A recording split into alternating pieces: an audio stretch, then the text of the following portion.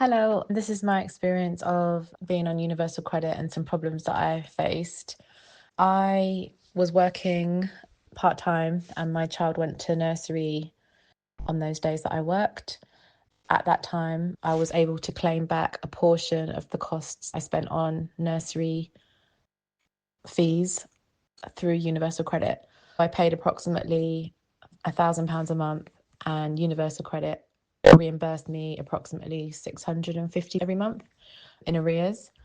So I would pay and then I would submit those receipts, and then my next month's universal credit payment would include that 600. The first time I paid the nursery, it was during COVID and their accounting systems had been delayed.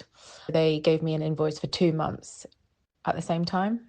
So I was expected to pay approximately 2,000. I submitted that back to Universal Credit and they only reimbursed me 650, so only for 1 month, because they said that their rules meant that I could only claim for one reimbursement per time period. Even though I'd paid for 2 months, I don't really understand, to be honest with you. But their reason why we won't reimburse you for 2 months, even though you've paid for 2 months, and even though it's clearly like detailed what you've paid for. So I was out of pocket for 650, and I'm a solo parent, and that was a massive amount of money that I was expecting to get back. It really, really affected me. I went through the appeal process and I even got to the part where I spoke to the judge, and all that the judge did was just check that the procedures had been following correctly according to the rules that Universal Credit have, and they had followed them. So the appeal was really worthless and useless.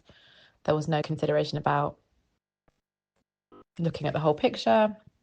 I felt really let down by the system and that no one really cared. And it was really, really difficult time on top of the stress of being a solo parent. All of the other things, especially during that time of COVID, just isn't something else you need to worry about. Fortunately, I didn't get into severe financial issues because of that.